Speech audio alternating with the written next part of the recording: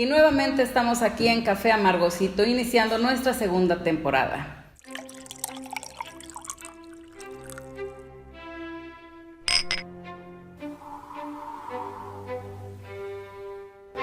El pasado 8 de diciembre del presente año se registró ante el Instituto Nacional Electoral la coalición denominada Por México al Frente, postulada por el Partido de la Revolución Democrática, el Partido Acción Nacional y el Movimiento Ciudadano. Con ello queda prácticamente definido el esquema partidario que habrá de contener en las elecciones presidenciales a sostenerse en el 2018. Si bien el registro oficial de candidatos, según la legislación electoral, deberá darse entre el 15 y 22 de febrero del próximo año, podemos anticipar con algún grado de certeza que los contendientes serán José Antonio Meade Curibeña por la Alianza PRI Verde, Nueva Alianza, Ricardo Anaya Cortés con la coalición integrada por el PAN-PRD Movimiento Ciudadano y Andrés Manuel López Obrador por Morena y Encuentro Social.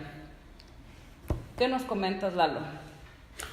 Bueno, así de entrada creo que el contexto es muy interesante, ¿no? Estamos al borde de una crisis económica, de una crisis, ya viviendo una crisis social desde hace mucho tiempo, pero creo que estas elecciones van a ser el escaparate para una crisis política de alto nivel. Es decir, ya por la misma naturaleza quimérica de las alianzas, algunas muy previsibles, otras no tanto. Digamos, el PAN y el PRD metidos en el mismo costal es como el agua y el aceite, es el fin del PRD como un partido de pretendida izquierda y el fin del PAN como la representación de aquella vieja guardia, ¿no?, que apelaba al ciudadano, individuo, ejerciendo sus derechos y cargado a la derecha, ¿no? Ahorita ya el pragmatismo es lo que priva, ¿no? Incluso la posible alianza de Morena con el Partido de Encuentro Social, que también es otra quimérica, y ya no digamos de los candidatos, ¿no? El hecho de que el PRI, con la prosapia, la tradición y la historia que tiene a cuestas, elija a un no militante, creo que es algo que nos habla mucho de las condiciones de cosas. Y luego que elija a un, pues básicamente panista, ¿no?, o de un tecnócrata por todos los lados, como un candidato de un partido que tiene una tradición política muy grande, cuasi orgánica, pues también es en cierto sentido quimérico, ¿no? Creo que este es el principio de un proceso cuyo máximo o cuyo potencial máximo positivo va a ser forzosamente una reestructuración del sistema de partidos. Creo que ya la crisis de la partidocracia alcanzó un punto máximo en el que ya estamos viendo quimeras, Frankensteins y la lucha por el poder, únicamente por el poder, sin un planteamiento ideológico o político. Creo que lo que va a privar en estas próximas elecciones, más que una oferta política, va a ser el voto de castigo, el hartazgo, el hastío y la coyuntura de crisis en la que estamos inmersos y que no parece que vaya a mejorar, ¿no? Yo creo en ese sentido que va a ser un proceso muy interesante, muy competido, pero no por las razones que pudiéramos pensar. ¿Qué les inspira? Yo no creo que tengan ustedes un antecedente de militancia, salvo en algunos pequeños periodos. Yo sé que ustedes han participado en la vida pública. ¿Qué les inspira, digamos, o qué inspirará a los priistas como priistas ver en sus filas a alguien que era de extracción popular, simpatizante con el panismo de Calderón, presentado como un candidato apartidista, ¿no? Porque se presenta como ciudadano, Sí. pero en realidad es un candidato partidista. Sí. ¿Qué les inspiraría a los priistas esta visión?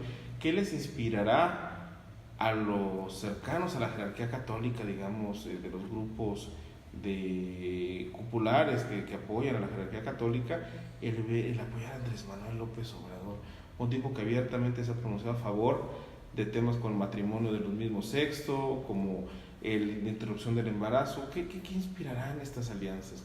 ¿Qué sienten ustedes? Florian, Lalo, la naturaleza quimérica, ¿no?, de juntar diferentes tipos Frankenstein, ¿no?, juntar diferentes partes para tratar de hacer algo operativo, yo creo que ya es un síntoma más que otra cosa, ¿no? Yo no quiero pensar en la membresía del PRI, de acostumbrar a la meritocracia, militantes de toda la vida que se han esforzado por ir avanzando puesto por puesto, y que de repente los hagan a un lado y traigan a alguien de fuera, así nada más porque sí, lo coloquen. Yo no creo que eso les deje buen sabor de boca. Y lo mismo puedo decir de los militantes tradicionales del PAN o de los militantes tradicionales del PRD. Y ya en el caso de Morena y Encuentro Social, pues es todavía una situación ahí medio especial. Creo que esto desnuda verdaderamente el nivel de la política que hay en México. Es decir, no existe una política de propuestas, de ideología o de algo en contraste con lo que se ha tratado de publicitar. No existe izquierda o derecha, si lo analizas. No hay una propuesta, no hay un espectro político. Lo que hay son personajes individuales, intereses individuales y sobre todo, creo que es lo que va a definir la elección, hartazgo. Hoy día, ¿no? Y nos lleva a otra serie de preguntas. Primero, Florent, tú has convivido con diferentes partidos, entre ellos el Partido Acción Nacional. ¿Qué tan importante es para el noroeste y noreste del país específicamente la identificación con aquellos valores panistas que tenían que ver con las iglesias? ¿Qué tan importante es la defensa de la vida? ¿Qué tan importante es este ideario que se diluye con las nuevas alianzas? Pues de las personas que yo conozco que son panistas, que toda su vida han estado afiliados a estos partidos, es muy importante los valores, la religión. ¿Dirías que es el motivo por el cual definen una pertenencia partidaria o dirás que es simplemente un accesorio a su preferencia? Creo que es como parte de, es así como que los amigos se juntan porque tienen afinidades a algo. Yo creo que en los de Acción Nacional tienen afinidades a varias cosas y por eso se afilian a ese partido. O así era antes, ya ahorita no. Había una tradición medianamente ideológica, por lo menos integrista, de comunidad en alguna etapa de los partidos políticos. Al menos un barniz. En el caso de la izquierda, como yo tengo la impresión de que sí hay algunas cosas que puede ser una caricatura, ¿no? De algunos funcionarios, algunos personajes que, bueno, mira, que son dignos de una monografía por sí mismos. Yo te voy a decir una cosa, ¿no? Ya hace un buen rato que en México no puedes hablar de izquierda o derecha, ¿sí? Yo creo que ya tiene un buen rato que la ideología pasó a un segundo plano y lo que priva es el pragmatismo, el esquema mercenario de me voy a donde me den más. No hay una propuesta verdaderamente ideológica. La izquierda es inexistente. ¿De cuándo sería esta ruptura? Mira, inicia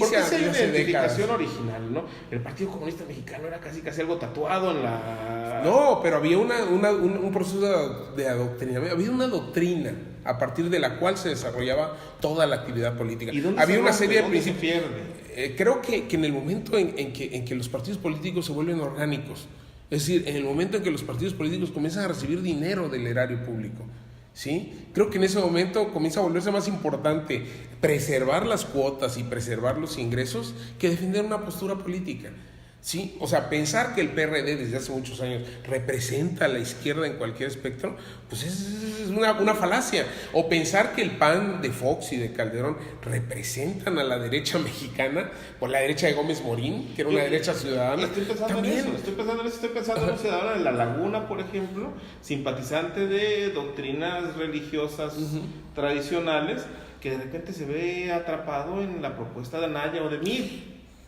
¿Qué le significa? Yo creo que esto, el principal rédito, independientemente de quién gane el proceso, de quién obtenga el triunfo en las urnas o en el after, como dirían por ahí, de los juzgados, que es últimamente lo que priva, pero digamos que al margen de quién gane, creo que lo que podría ser significativo como resultado de este proceso electoral que ya comenzó es la crisis profunda que ya llegó a su punto máximo de la partidocracia.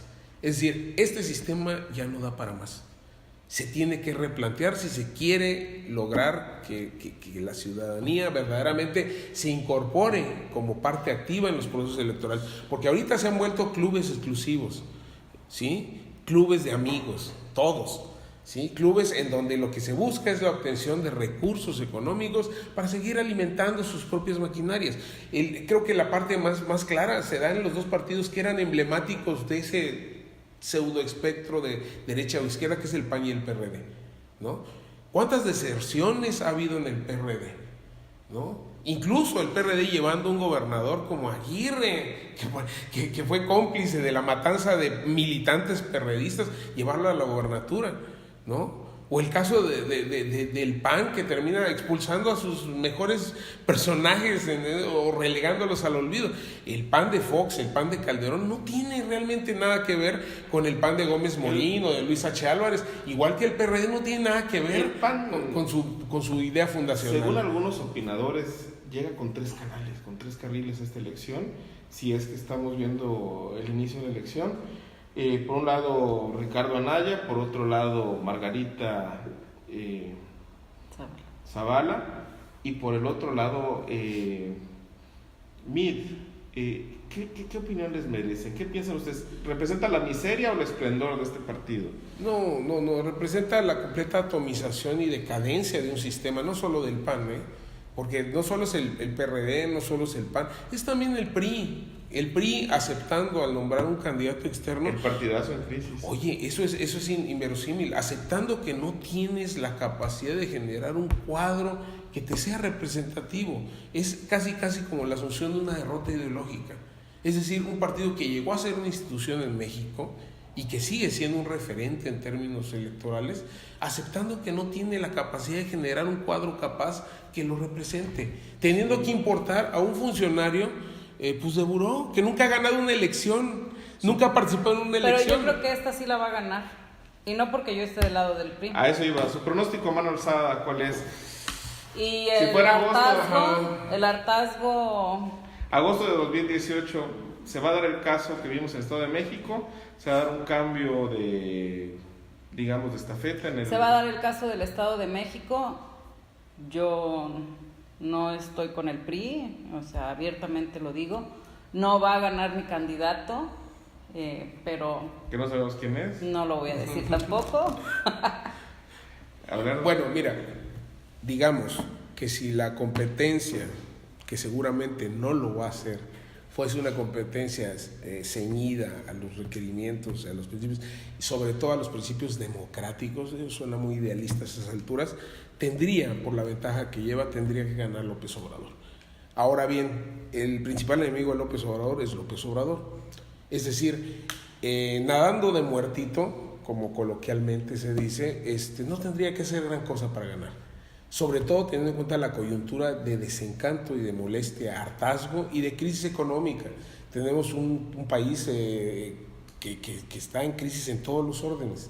Y lo que opera, creo yo, y lo que va a definir es precisamente eso, como fue el Brexit, como fue el triunfo de Trump, como fue Syriza en Grecia, o como fue Podemos en España, y puedo hacer una lista interminable de casos de voto. Que no significa que sea correcta.